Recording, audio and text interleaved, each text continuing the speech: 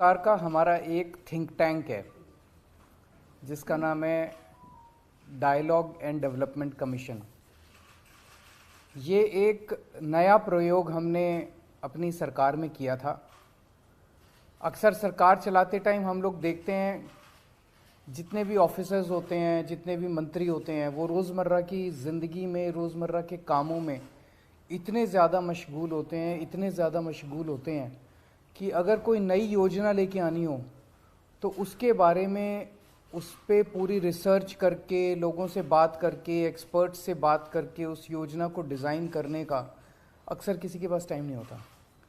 इसी वजह से अधकच्ची योजनाएं बनाई जाती हैं सरकारों में, अधकच्ची योजनाएं लागू करते हैं और फिर वो योजनाएं फेल हो जाती हैं। उस कमी को पूरा करने के लिए हमने ये एक्सपेरिमेंट शुरू किया था। आज से 7 साल पहले DDC, dialogue and development commission का गठन किया गया, जिसका काम केवल और केवल ये था कि अगर सरकार में हमें कोई नई चीज़ करनी है, नई योजना लेके आनी है, नया प्रोजेक्ट लेके आना है, उस पे सारा सोचने का काम, उसको डिज़ाइन करने का काम, उस पे सलाह करने का काम डीडीसी करेगा। आज मैं समझता हूँ एक चीज़ जो देखने में आती है कि दिल्ली सरकार जितने काम करती है, दिल्ली सरकार जितनी योजनाएं चलाती हैं, वो अक्सर सफल होती हैं। बाकी सरकारों में देखा गया कि सरकारें योजनाएं तो बहुत अच्छी अच्छी लाती हैं, लेकिन वो सारी योजनाएं ज़मीन पे जाके फेल हो जाती हैं। दिल्ली सरकार में जो योजनाएं, हमारे प्रोजेक्ट्स जो बहुत ज़मीन पे जाके सफल होते हैं, उसका बहुत बड़ा श्रेय मैं डीडीसी को देना चाहता हूँ। उसका कारण ये है, 3 स्टेज पे डीडीसी काम करता है। पहली स्टेज उस योजना को और उस प्रोजेक्ट को अच्छे से डिज़ाइन करता है। एक तरफ एक्सपर्ट से बात करता है, दूसरी तरफ जितने स्टेक होल्डर्स हैं उनसे बात करता है और उनसे बात करके उस एक मजबूत योजना या मजबूत प्रोजेक्ट डिज़ाइन किया जाता है। दूसरा, जब उसे इम्प्लीमेंट किया जाता है तो उसके ऊपर नज़र रखता है डीडीसी, सही चल रहा है, सही नहीं चल रहा है। अक्सर सरकारों के पास टाइम नहीं होता, लागू कर दिया, डीएम को बोल दिया, डीसी को बोल, चल रहा है, उस पर सुपरविजन का टाइम नहीं होता, वो डीडीसी करता है। और तीसरी चीज़, जब इम्प्लीमेंटेशन चल रहा है उसमें अगर कुछ कमियां दिखाई देती हैं, उन कमियों के बेसिस पे उसको, प्रोजेक्ट को ठीक करते रहने का काम भी डीडीसी करता है ताकि वो सुचारू रूप से काम कर सके। मैं आपको कुछ एक, वैसे तो आज हम रिलीज़ कर रहे हैं, 7 साल डीडीसी के पूरे हुए हैं और 7 सालों में 70 से ज़्यादा बड़े बड़े प्रोजेक्ट्स इन्होंने लागू किए, लेकिन मैं आपको एक उदाहरण के तौर पे कुछ एक जो इम्पोर्टेंट प्रोजेक्ट्स थे वो देना चाहता हूँ। जैसे कोरोना का टाइम हुआ, कोरोना के टाइम पे डीडीसी ने बहुत शानदार काम किया। मैंने जैस्मिन साहब को फ़ोन किया, जैस्मिन डीडीसी के वाइस चेयरमैन है। मैंने डीडीसी जैस्मिन को फ़ोन किया कि एक तरफ तो मजदूर लोग, बच्चे, युवा बेरोज़गार घूम रहे हैं, उनके पास रोज़गार नहीं है, और दूसरी तरफ बहुत सारी फैक्ट्रियां ऐसी हैं, बहुत सारे इस्टेब्लिशमेंट्स ऐसे हैं जो कि बंद हो रहे हैं क्योंकि उनके पास काम करने वाले नहीं हैं, वो रोज़गार देना चाहते हैं। तो इन दोनों की मैच मेकिंग कैसे की जाए, इस पे डीडीसी ने काम करके एक शानदार रोज़गार पोर्टल का तैयार किया और उस रोज़गार पोर्टल के ज़रिए 10 लाख से भी ज़्यादा, बहुत से भी कहीं ज़्यादा नौकरियां तैयार हुई। खूब सारे युवाओं को नौकरियां मिली और नौकरी देने वाले और नौकरी लेने वाले, इनका संगम जो है डीडीसी ने कराया। इसके बाद हमने कोरोना के टाइम में एक स्कीम निकाली थी कि कोरोना के टाइम पे लोगों की रोज़गार ख़त्म हो गए थे, घर में खाने को नहीं था, पैसे नहीं थे। सो हम ये चाहते थे कि कोई भी भूख से नहीं मरना चाहिए। तो एक तरफ वो लोग थे जिनको राशन मिल रहा था राशन की दुकानों पे, एक तरफ वो लोग थे जिनके पास राशन कार्ड नहीं था लेकिन गरीब थे, उन तक राशन पहुंचाने के लिए फ्री राशन देने की हमने योजना बनाई। अब इसमें बहुत चैलेंजेस थे।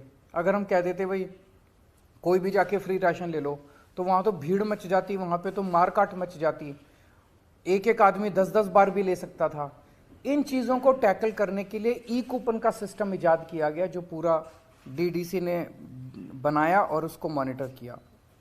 कोरोना के वक्त में हमने देखा कैट्स की एम्बुलेंस जो थी, एक एक एम्बुलेंस 55 मिनट का उनका आप अगर फ़ोन करो तो कम से कम 55 मिनट लगते थे उसको पहुंचने में। उसको पूरे को सिस्टम को रीडिज़ाइन किया इन्होंने, नई खूब सारी एम्बुलेंसेज इन्होंने प्रोक्योर की और उस 55 मिनट को ये 18 मिनट पे लेके आए, जो कि बहुत बड़ा योगदान था कोरोना के टाइम पे।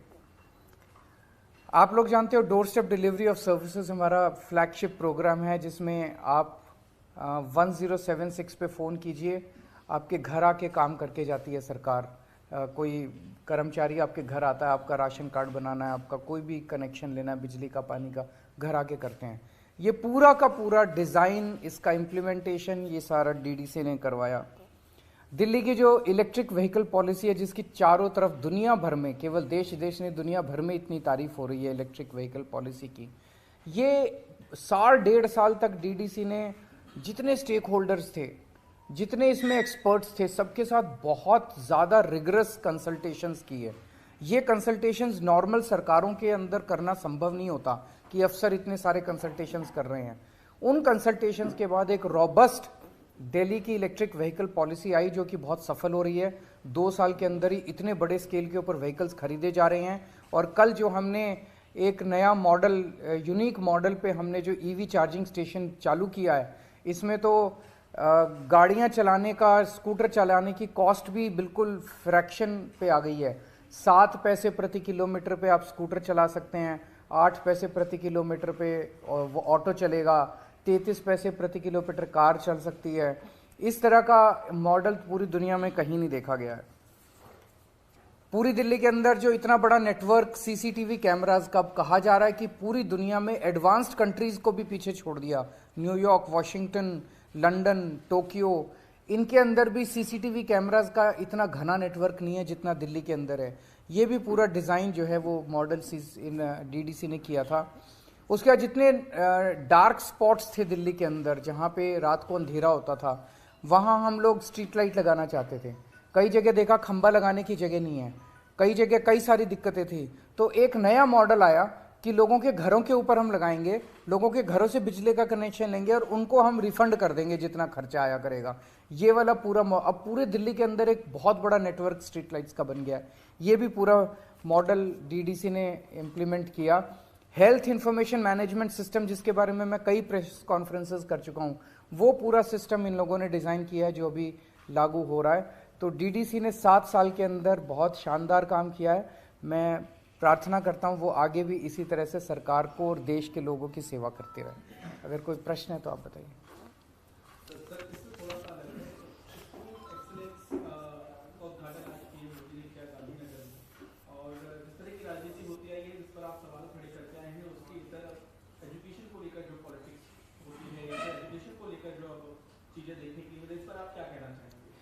आज मैंने देखा प्रधानमंत्री जी एक स्कूल में गए, वो एक बच्चे के साथ क्लासरूम में बैठे, उन्होंने अपने भाषण में भी शिक्षा के ऊपर और सरकारी स्कूलों की दशा के ऊपर काफ़ी कुछ बोला।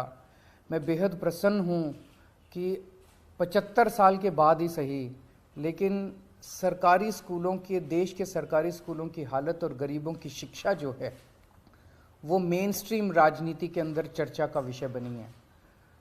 मैं आम आदमी पार्टी की ये सबसे बड़ी अभी तक की उपलब्धि मानता हूँ कि आम आदमी पार्टी ने सारी पार्टियों को, सारे नेताओं को शिक्षा और स्कूल के ऊपर बात करने के लिए मजबूर किया है। 27 साल से भाजपा का शासन है गुजरात में, 27 साल से भाजपा सरकारी स्कूल ठीक नहीं कर पाई। दिल्ली के अंदर हमने मात्र 5 साल के अंदर सरकारी स्कूलों को शानदार बना दिया। तो हमें करना आता है और हम भी इसी देश के लोग हैं। तो आज मैं समझता हूं कि प्रधानमंत्री जी ने जो शिक्षा में इंटरेस्ट दिखाया, मैं उनसे हाथ जोड़ के निवेदन करना चाहता हूं कि सर, हमें स्कूल ठीक करने आते हैं, हमारे उपयोग कीजिए। हम अपने आप को ऑफर कर रहे हैं। पूरे देश के सारे स्कूलों को, 10 लाख सरकारी स्कूल हैं पूरे देश में, सारे स्कूलों को मात्र 5 साल के अंदर ठीक किया जा सकता है। हम अलग अलग पार्टियों से हैं, अलग अलग हमारी विचारधारा है, लेकिन हम एक ही देश के लोग हैं। तो मैं उनसे निवेदन करता हूं, हम आपको ऑफर कर रहे हैं, आप हमारा उपयोग कीजिए और मिलके देश के लिए, एक साथ मिलके हम देश के सारे सरकारी स्कूलों को ठीक करते हैं। दो सवाल है आपसे, क्योंकि एक सवाल तो प्रेस कॉन्फ्रेंस से जुड़ा हुआ है कि आपने काम की तारीफ करी और खुद जैसे निशा की काम की तारीफ करी आपने, लेकिन अभी कुछ दिन बीते देखते हैं जिसको आप लव लेटर कहते हैं उसी तरीके की एक इंक्वायरी जो है वो ऑर्डर की गई, उस लेटर लिखकर जैसे निशात पूरे काम को वो मुझे लगता है कि गलत है, क्योंकि वो उन जुरिस्डिक्शन नहीं है एलजी साहब का। इनका जो अपॉइंटमेंट है वो कैबिनेट ने किया था। सो इनसे इस किस्म के प्रश्न पूछने का अधिकार केवल कैबिनेट को है। सर एक और सवाल है, अगर आपने आवेदन किया हो तो यूसीसी का उसमें हलफनामा दायर किया है सेंटर ने, यूसीसी सिविल कोड वाले मामले में।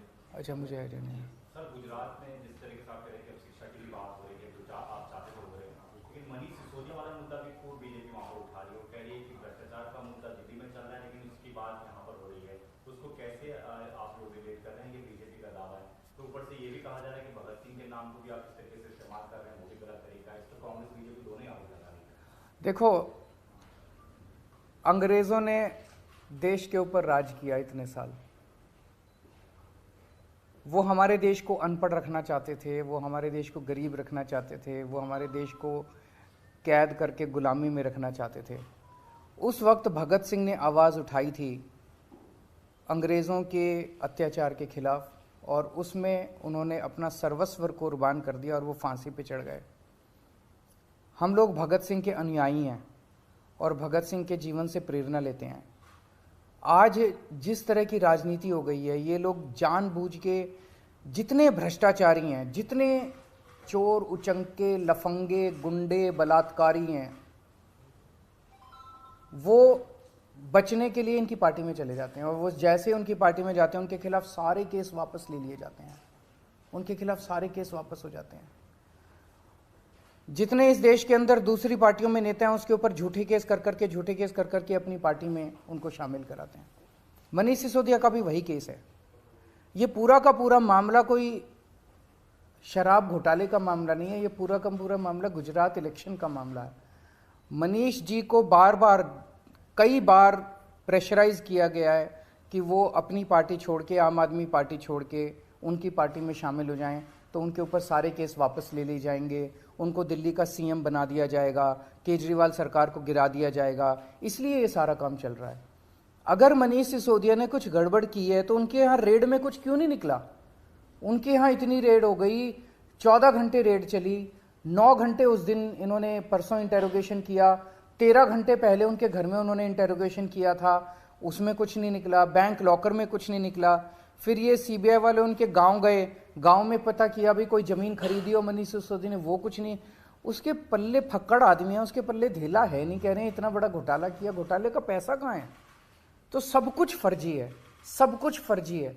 केवल और केवल प्रेशर बनाने के लिए मनीष सिसोदिया को, उसको कहा जा रहा है कि देखो सतिंदर जैन पे भी तो कोई केस नहीं है, वो भी तो झूठा केस है, उस पर 6 महीने हो गए जेल में। तो मनीष सिसोदिया जेल जाने से नहीं डरता, सतिंदर जैन जेल जाने से नहीं डरते, इसलिए हम कहते हैं कि ये आज के भगत सिंह हैं। वो भी दखल अंदाजी कर रहे हैं, ये तो सही नहीं है ना, ये तो जनतंत्र के खिलाफ है। ये पहली बार जनतंत्र के अंदर 70 साल में देखा जा रहा है कि किस तरह से उपराज्यपाल और राज्यपाल के जरिए ये लोग चुनी हुई सरकारों के अंदर इस तरह से, तो जनता चुन के आती है, जनता चाहती है भाई ये आदमी मेरा अनुयायी वो करे, मेरा नेता है और ये हमारा सॉल्व करे। ये उसको साइड करके सरकारों को और राज्यपाल के जरिए सरकारें चलाना चाहते हैं। ये तो जनतंत्र के संविधान के खिलाफ है। आप गुजरात होके आए हैं, अभी किस तरीके की प्रधानमंत्री नरेंद्र मोदी भी लगातार कैंपेन कर रहे हैं और आज भी उन्होंने बहुत सारी घोषणाएं की हैं, उन घोषणाओं को किस तरीके से देखते हैं? क्योंकि पीएनजी, मैं तो देखो बार बार गुजरात के लोगों को एक ही बात बोल रहा हूँ, ये लोग जाते हैं कहते हैं हमने 30,000 करोड़ का पैकेज दिया, 30,000 करोड़ का पैकेज दिया। मेरे पास 30,000 करोड़ का पैकेज नहीं है देने के लिए, पर मैं गुजरात की जनता को इतना कह सकता हूँ कि आपके हर गुजरात के परिवार को, हर गुजरात के घर को महीने में मैं 30,000 रुपये का फ़ायदा जरूर करा दूंगा। इस 30,000 करोड़ का तो जनता को पता नहीं क्या फ़ायदा होगा, ठेकेदारों को खूब फ़ायदा होगा, ठेकेदार ऐश करेंगे, अफसर ऐश करेंगे, मंत्री ऐश करेंगे। 30,000 करोड़, 60,000 करोड़, उससे मंत्रियों को खूब ऐश होती है, ठेकेदारों की ऐश होती है।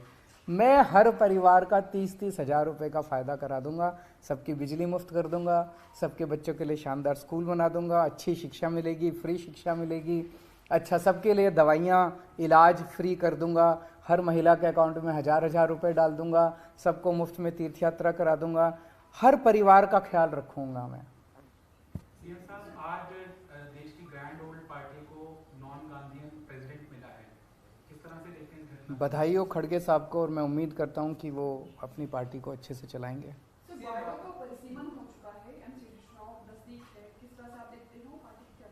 आम आदमी पार्टी जीतेगी, भारी बहुमत से जीतेगी।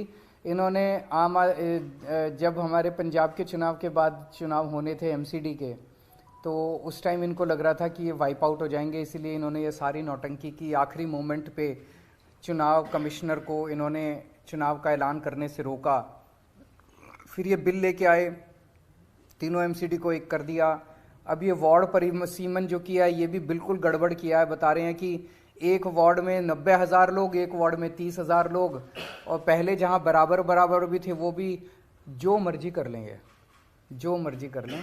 ऊपर वाला देख रहा है, इनके पाप का घड़ा भर चुका है, और जब ऊपर वाला अपनी झाड़ू चलाता है तो सारे, मैं कहता हूँ ना, ये कंस की औलाद है, ये सारे के सारे वाइप आउट हो जाएंगे। जो मर्जी कर लेंगे वाइप आउट होंगे। जनता आम आदमी पार्टी का साथ देगी। हैं? राजकुमार आनंद जी को नया मंत्री, मैंने चिट्ठी भेज दी एलजी साहब को उस बारे में। Thank you.